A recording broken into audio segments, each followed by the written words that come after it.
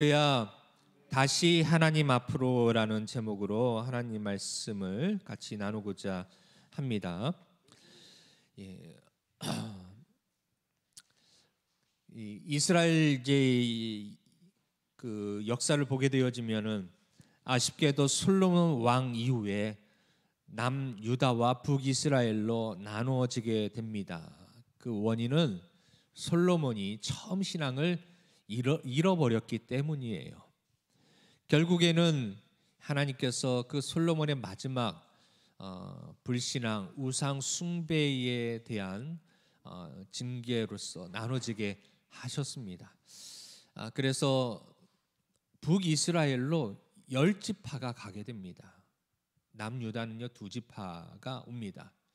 그러니까 지파의 수로 보면은 북이스라엘이 훨씬 더 어떻게 보면 강력한, 그래도 인구수나 여러 가지 볼 때 강력하다고 볼 수 있습니다. 그러나 이제 전체적인 역사를 보게 되어지면 그래도 하나님 남유다를 그래도 하나님이 축복하십니다. 왜일까요? 물론 모두 다는 아니지만 남유다에서는요, 남유다 왕은 그래도 하나님 앞에 정직한 사람들이 나왔습니다. 그러나 북이스라엘에서는요, 하나님 앞에 정직한 사람이 안타깝게도 수백 년 동안 없었어요. 우상 숭배로 물들었습니다. 그래서 항상 북이스라엘은 항상 불안했었고, 그래서 먼저 멸망하게 되어집니다. 자, 오늘 그와 같이 이스라엘의 역사는 한마디로 하나님께 대한 신앙, 그것이 이스라엘의 흥망성쇠를 좌우하는 것을 우리가 아는데, 오늘 말씀도 우리가 그것을 한번 참고해서 보도록 하겠습니다. 특별히 오늘 말씀 보면은 9절 말씀 다시 한번 읽어보도록 할까요? 9절입니다. 시작. 이스라엘의 여로보암 왕 제20년에 아사가 유다 왕이 되어입니다. 자, 여기에 숨어져 있는 이렇게 이스라엘의 왕 이름이 나와 있지만 여기에 숨어져 있는 그 뒤에 유다의 역사, 왕의 역사가 숨겨져 있어요. 자, 여로보암 왕은 북이스라엘의 몇 대 왕일까요? 첫 번째 왕입니다. 첫 번째. 그러니까 갈라질 때 솔로몬이 죽고 남유다와 북이스라엘이 갈라질 때 북이스라엘 첫 번째 왕이 여로보암입니다. 그러면 그때 남유다의 첫 번째 왕은 누구입니까? 르호보암입니다. 자, 1대가 시작했죠. 근데 20년이 지났습니다. 그런데 그 사이에 여로보암 왕 18년이 되던 해에 아비암이라고 하는 왕, 여기에 이제 10절에도 좀 이따 설명하겠지만 아비암이라고 하는 왕이 2대 왕이 됩니다. 그런데 이 왕이 불과 3년 만에 죽습니다. 그리고 나서 이제 세 번째 왕이 오늘 나오는 아사 왕이에요. 그때가 제 20년입니다. 그러니까 만으로 3년이 못되게 통치를 한 거죠. 제 18년 여로보암 왕이 18년 되던 해에 아비암이 왕이 됐다가 20년이 될 때에 그 전에 죽은 것이에요. 그냥 햇소는 3년이지만 만으로는 3년이 안 되는 거예요. 굉장히 짧은 기간 동안 통치하고 죽었습니다. 그리고 그 아들이 아사가 왕이 되었습니다. 벌써 이스라엘 왕은 한 명이 쭉 장기 집권하는데 남유다는요 3명째 왕이 되었습니다. 왜 그랬을까요? 그 이유는 성경에서는 지속적으로 동일하게 말씀합니다. 하나님 앞에 정직하지 못한 왕이었기 때문이라고 얘기를 합니다. 자, 이처럼 남유다는요 왕이 세 번째 되어집니다. 특별히 이 아사 왕의 전임자 아버지 아비암 왕은 3년밖에 그렇게 하지 못합니다. 그의 아들이 이제 왕이 되었어요. 그런데 여러분 10절에 보십시오. 10절과 여러분이 혹시 이 15장 말씀을 우리 지난주 새벽기도회 때 오셔서 들어보셨거나 아니면 오늘 오셔서 이 열왕기상 15장의 말씀을 쭉 1절부터 쭉 읽으셨다라면 뭔가 이게 성경이 좀 맞지 않다, 뭔가 이게 이상하다라고 하는 느껴지는 점이 있으실 겁니다. 혹시 찾으셨습니까? 15장의 이 10절과 몇 절이 이게 맞지 않을까요? 몇 절이에요? 15장 1절부터 쭉 보시면 바로 찾을 수 있습니다.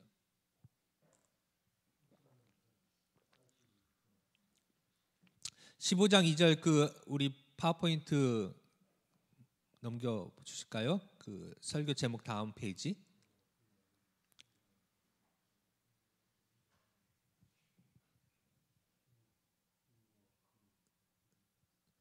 네, 15장 2절 말씀, 아비야 왕에 대한 말씀인데요. 읽어보도록 할까요? 15장 2절 시작.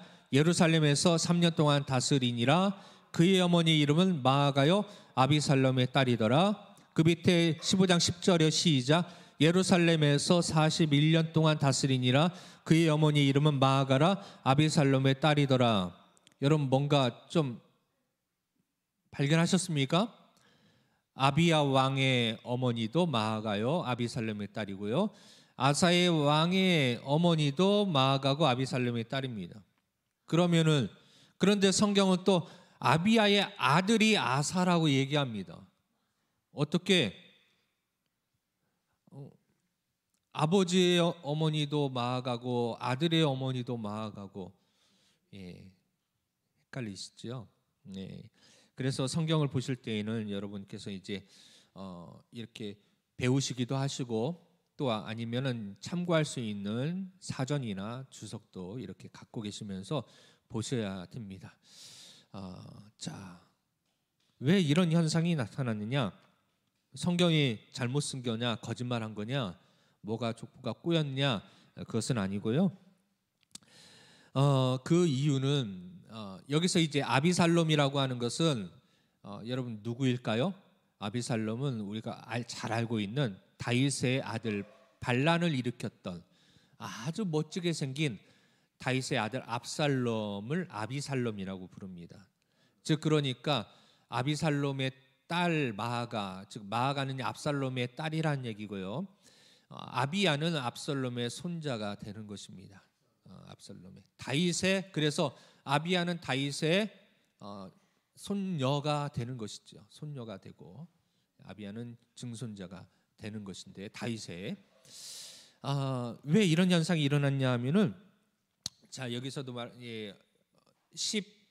13절 말씀에 보시면 13절 말씀 보시면, 자 여기에서 힌트가 있습니다. 그의 어머니 마아가가 혐오스러운 아세라 상을 만들었으므로 태우의 위를 피하고 그 우상을 찍어 기드론 시내가에서 불살랐으나 입니다. 자 지금 마아가가 지위가 뭐예요? 태우입니다. 태우라는 것은 섭정을 하는 것이에요. 왜일까요? 왕 대신에 통치하고 있다는 것이에요. 왜일까요? 이 아사 왕이요 어리기 때문이에요. 아비야 왕이 된 지 3년 만에 죽습니다. 그 사이에 어떤 일이 있었냐면 북이스라엘의 여로보암 왕과 전쟁을 합니다. 아비야 왕이 전쟁을 해요. 그런데 여로보암 왕이 북이스라엘이 크게 대패하고 그리고 그 이후에 여로보암 왕이 이제 그 이후에도 통치를 좀 하긴 했지만 아무런 힘을 쓰지 못하고 점점 세력이 약화되면서 그냥 조용히 있다가 나중에 죽습니다. 근데 아마 그 전쟁 만 3년이 안 된 2년 몇 개월 사이에 이 북이스라엘과 치열한 전투 중에 아마 여러 가지 문제가 있었지 않았을까라고 생각이 드는데, 어쨌든 갑작스럽게 죽습니다. 그러자 그의 아들 아사가 왕이 되었는데 매우 어렸다는 것이지요. 어렸기 때문에 더군다나 거기에다가 이 아사의 친어머니는 또 일찍 죽었습니다. 그러니까 어머니가 없는 상태에서 할머니 손에서 이렇게 키워지다가 그 아버지마저도 죽고 이 손자가 아들이 되니까 어머니처럼 이 아사를 기르고 마치 어머니 역할을 한 것이지요.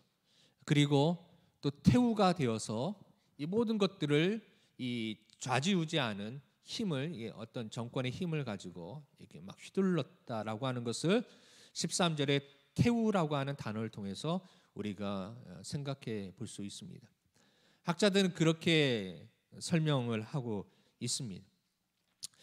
그래서 성경 또한 어머니의 역할을 했기 때문에 이렇게 기록했다라고 그렇게 해석하는 것이 가장 합당하다라고 그렇게 설명을 하고 있어요.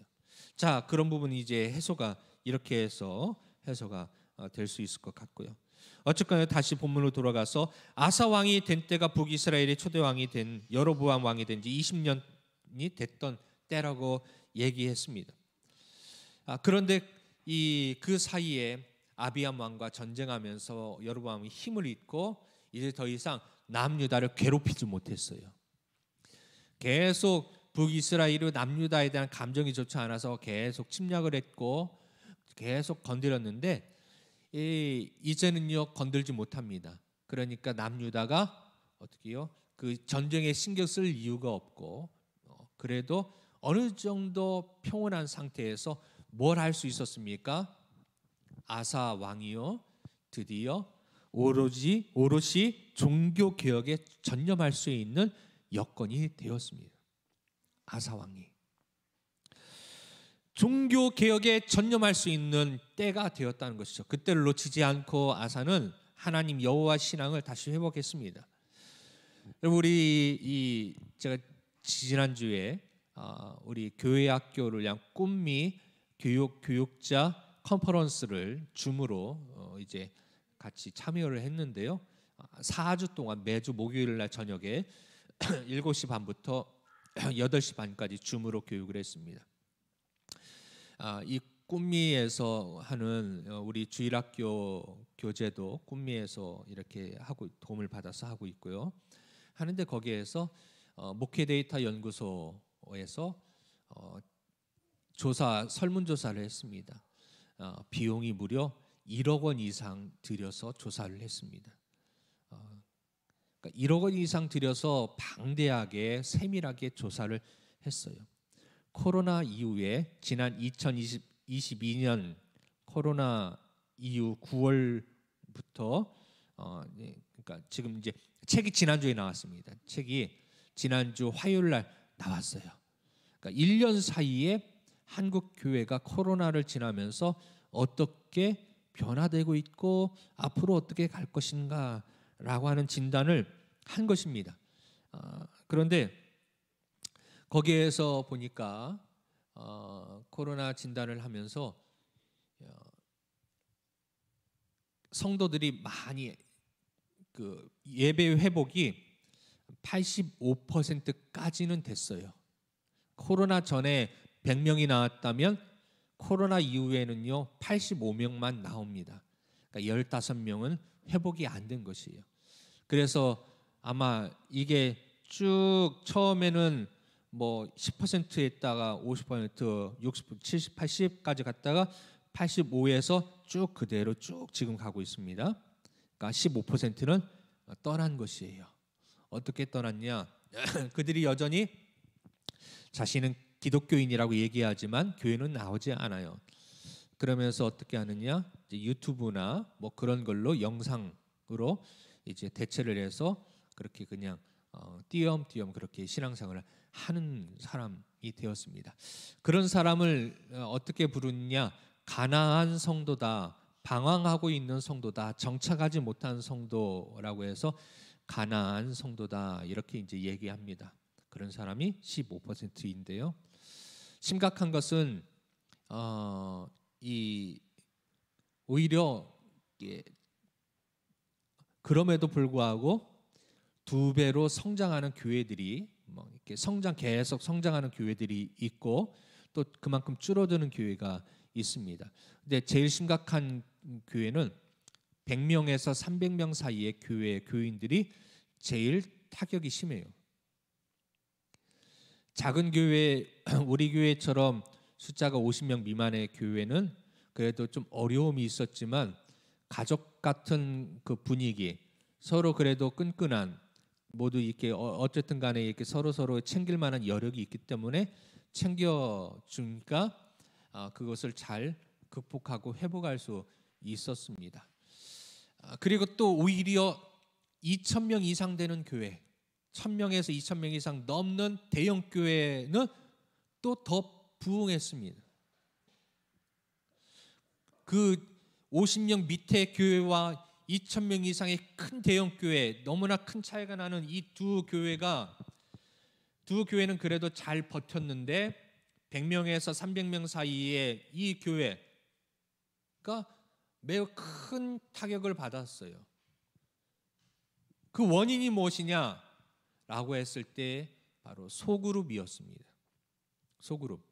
아까 우리는 이미 그냥 우리가 이 자체가 소그룹이에요. 우리 자체가 소그룹입니다. 그래서 다 이 서로 그렇게 볼 수가 있죠. 큰 교회는 또 제자 훈련을 잘 했습니다. 성경 공부를 잘 시켰습니다. 리더들이 세워져 있기 때문에 소그룹 운동이 활발하게, 오히려 더 대형 교회는 그런 시스템 자체가 소그룹이 잘 돼 있습니다. 구역이 잘 돼 있고요, 목장이 잘 돼 있고요, 성경 공부 모임이 잘 돼 있고요. 그래서 그 안에서 소그룹으로 인해서 끈끈하게 연결돼 있으면서 오히려 더 부흥했습니다. 그런데 100명에서 300명 교회가요, 소그룹이 약해요. 리더가 부족해요. 그래서 제일 큰 타격을 받았다, 그렇게 얘기를 하는 겁니다. 여러분, 코로나 시대에 많은 불편이 있었지만 이런 기간이 이제 지나면서 우리가 예배가 얼마나 소중한지를 알 수 있었습니다. 그리고 나서 이제 본격적으로 이제 모든 코로나의 제약이 풀리고 이제 예배가 회복되어지면서 지금 이제 1년이 이제 지나가는 이때 우리가 무엇을 해야 되느냐? 바로 이 아사 왕의 때와 같이 지금이야말로 우리가 진정한 종교 개혁의 때이다. 진정한 부흥의 때이다. 다시 한번 교회가 회복되어질 때이다. 지금 우리가 이것에 힘을 모으고 집중하고 최선을 다해야 될 때이다 라는 것이에요. 그때를 놓쳐서는 안 되는 것입니다. 언제나 때가 있죠. 하나님의 때가 있습니다. 지금 바로 회복해야 될 때입니다. 방황하는 사람들이요, 15%라고 얘기했잖아요. 평균이 15%입니다. 평균이. 그럼 그 사람들은 지금 교회 출석하지 않고 떠돌아다니고 있거나 아니면 그냥 집에 있는 것이에요. 그 영혼들을 우리가 찾아내야 됩니다. 하나님을 전혀 알지 못하는 사람들도 찾아내야 되고요. 지금 떠돌아다니는, 그렇게 편안하게 집에 앉아서 TV로 예배드리는 것이 익숙해져 있는 그 영혼들을 다시 집 바깥으로, 교회 안으로 그들이 다시 올 수 있도록 그들을 다시 우리가 찾아 나서야 됩니다. 우리의 사명입니다. 가난한 성도가 되어서는 안 돼요. 그런데 이 흐름상, 안타깝게도 흐름상 10년 뒤 2033년에는 기독교 인구가 가난한 성도가 배 이상 더 늘어날 거라고 예상하고 있고요. 지금 여러분, 우리 기독교 인구가 설문조사, 아까 1억 원 이상들의 설문조사한 결과 나는 기독교인입니다라고, 개신교인입니다라고 고백한 사람이요 18.5%입니다. 20%가 안 돼요. 그러나 여전히 불교, 우리 기독교가 그래도 제일 퍼센트가 높고요. 그 다음에 불교이고 그 다음에 캐톨릭입니다. 그러니까 여러분, 우리나라에서 제일 큰 종교는요 불교가 아니고 개신교입니다. 지금 대한민국에요. 그러나 18.5%밖에 되지 않아요. 개신교, 불교, 캐톨릭, 나머지 기타 종교 다 합쳐도 40%가 안 돼요. 65% 정도의 사람이요 나는 무교입니다, 아무것도 믿지 않아요 라고 지금 얘기하는 시대입니다. 그것은요 나이가 어릴수록 40대 밑에일수록 더 심각해집니다. 만약에 40대 밑에만 한다면요, 거의 70% 이상이 무교일 거예요. 그런 심각한 시대에 우리가 살고 있는데요. 이때 우리가 정말 다시 회복해야 되고, 그래서 지금 18.5%인데 10년 뒤에는 15%까지 이제 줄어들 것이다라고 얘기하고, 그 15% 중에서 50%는 가난한 성도가 될 것이다. 그러니까 교회 나오는 사람은 이제 7%밖에 되지 안 될 것이다라고 그렇게 통계상으로는 그렇다는 것이에요. 우리가 그냥 가만히 있으면은 그게 현실이 되는 겁니다. 우리가 지금 깨어서 기도하고 회복할 수 있는 이 찬스, 이 종교 개혁의 때에 우리가 이것을 흐름을 꺾지 아니하면 10년 뒤에는 반절이 없어진다. 반절이. 매우 심각한 상황인 것이죠. 그러면 여러분, 아사가 종교 개혁에 전념했던 것처럼, 그래서 아사가 몇 년 통치합니까? 41년을 통치합니다. 와, 41년을 통치. 그의 할아버지 르호보암은 18년 했고요, 아버지는 3년 했고요, 아사는 41년. 왜요? 왜 이렇게 하나님께서 물론 100%다 그런 건 아니지만 대부분 하나님을 섬기는 왕들은 장수하였고 오래 통치하였습니다. 아사가 이처럼 41년을 통치할 수 있었던 이유, 11절 말씀 보고 조금 더 하고 마치도록 할게요. 11절 말씀 읽어봅시다. 시작. 아사가 그의 조상 다윗같이 여호와 보시기에 정직하게 행하여. 아멘. 여호와 보시기에 정직하게 아사가 행했습니다. 할아버지 르호보암, 아버지 아비암과 달리 이들은 하나님 보시기에 악한 왕이었습니다. 악한 왕이었어요. 우상 숭배하는 자들이었어요. 이제 처음으로 남과 북이 갈라지고 나서 처음으로 이 아사 왕이 하나님 여호와 보시기에 정직한 왕이라는 칭찬을 받습니다. 칭찬을 처음으로 20년 만에 처음 칭찬을 받습니다. 여러분, 우리 신앙도 하나님 앞에 칭찬을 언제 받으셨어요? 여러분, 하나님께서 여러분에게 정말 너희 믿음은 정직한 믿음이다, 참 너는 내 마음에 합한 사람이다, 그런 칭찬을 언제 받아보셨습니까? 옛날에 열심일 때 받고 지금은 하나님이 칭찬하는지 안 하시는지 잘 모르겠어요. 그러십니까? 여러분, 저는 여러분에게 축복하기를, 바로 우리 모든 성도가 오늘 이번 주에 다 하나님 보시기에 정직하게 행하였다, 칭찬받으시는 성도가 되시기를 주님의 이름으로 축복합니다. 하나님은 우리 인생을 분명히 판단하십니다. 마지막 때에 이처럼 정직한 왕이다, 악한 왕이다 판단하시듯이 우리들도 하나님께서 반드시 판단하십니다. 우리가 육신의 몸을 이제 떠나보내고 하나님 나라에 갈 때에 하나님 앞에서 우리는 심판받을 것입니다. 그때 여러분, 우리 모두 다가 하나님 앞에 정직한 삶이었다, 하나님 앞에 참된 믿음의 삶을 걸었다라고 긍정적으로 칭찬받을 수 있기를 주님의 이름으로 축원합니다. 여러분, 정직하게 행했다는 말은 무엇일까요? 거짓말을 하지 않았다는 얘기일까요? 저는 이 말씀을 묵상하면서 무엇이 과연 하나님 앞에 정직한 것이었을까라고 생각하며 묵상했을 때 이런 것이겠구나라는 생각이 들었습니다. 무엇이냐 하면 바로 여러분, 이스라엘 유다 왕은요, 좋든 싫든 뭐 해야 될까요? 제사를 지내야 돼요. 하나님 앞에 매년, 그리고 정한 때에 절기 때마다 하나님 앞에 제사 드려야 됐어요. 빠질 수 없었습니다. 빠질 수 없었어요. 여러분, 미국이 지금 대통령이 되면 많이 희석이 됐지만 여전히 대통령이 되면 어디 앞에 뭐 선서 어떻게 하죠? 성경 앞에 손을 얹고 선서합니다. 미국의 대통령이 되면 성경 앞에 손을 얹고 하나님 말씀대로 내가 잘 통치하겠다고 선서합니다. 그리고 어떻게 합니까? 목사님을 초청해서 축복 기도를 받습니다. 그리고 대통령의 공식적인 대통령이 되었음을 선포합니다. 취임을 합니다.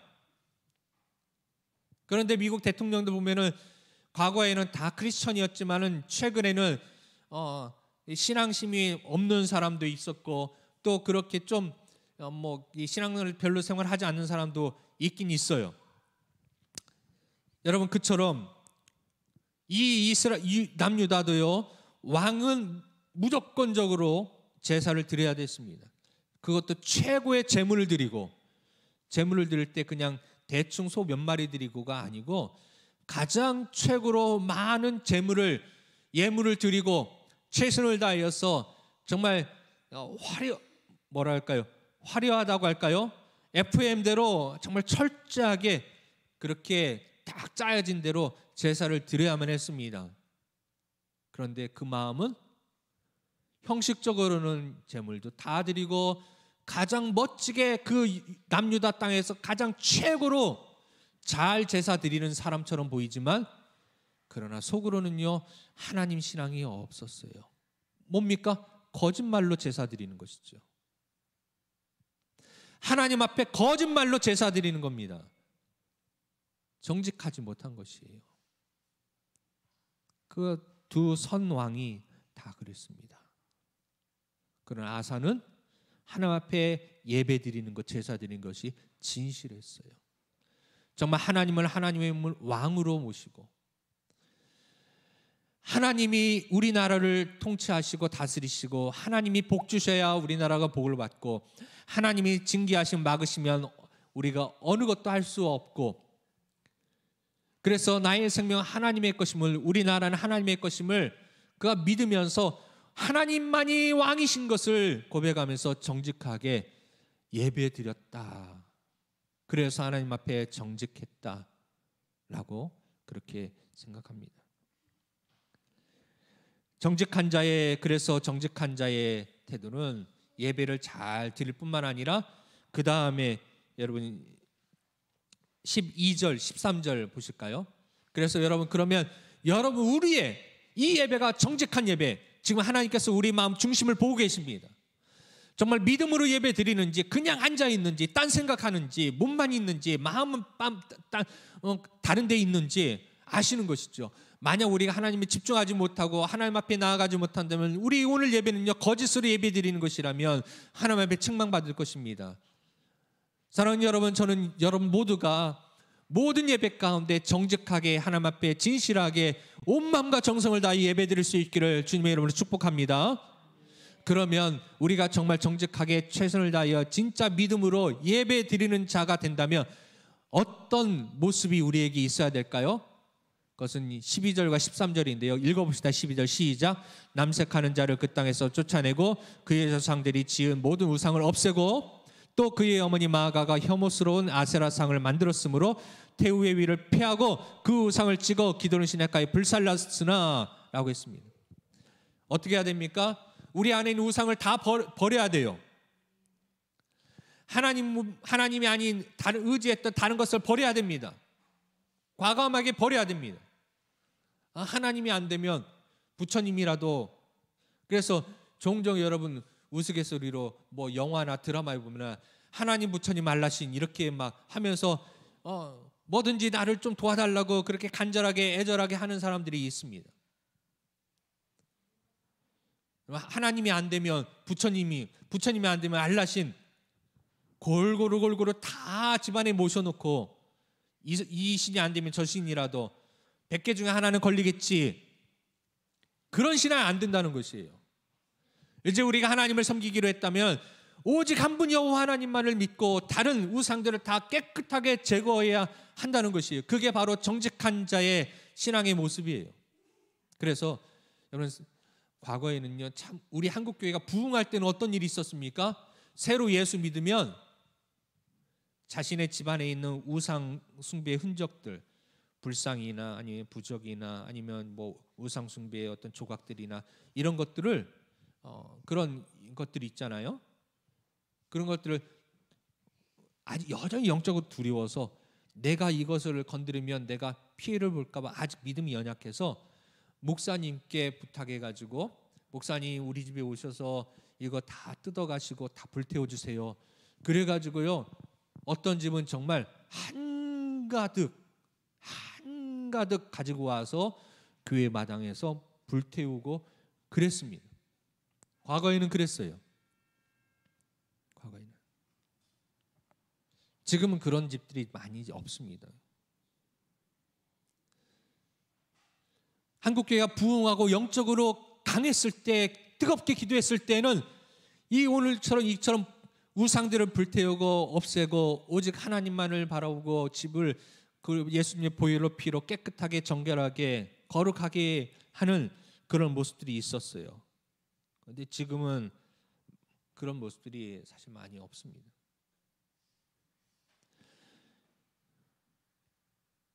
눈에 보이는 물건뿐만 아니라 여러분, 우리 마음에 있는 우상의 흔적들이 있다면 그거 오늘 이 시간 여러분 다 하나님 앞에 가지고 나서 불태우시기를 주님의 이름으로 축복합니다. 그래야 하나님께서 기뻐하시고 축복하시고 장수하게 하시고 또 우리 통치하게 하시고 복되게 하시는 겁니다. 그것을 우상을 이제 제거할 때에는요, 아까 태우 즉 그 아사 왕의 할머니죠. 정확히 말하면 할머니가 존재하고 있었기 때문에 쉽지 않았습니다. 여전히 권력을 붙잡고 있어서 쉽지 않았어요. 그럼에도 불구하고 아사는 결단했습니다. 방해가 있어도 이 하나님 신앙을 다시 정직하게 회복하겠다. 그래서 여러분, 그렇게 하기 위해서는 분명히 반대가 있을 겁니다. 그 반대를 우리가 담대하게 물리치고 믿음으로 승리하시기를 주님의 이름으로 축복합니다. 아멘.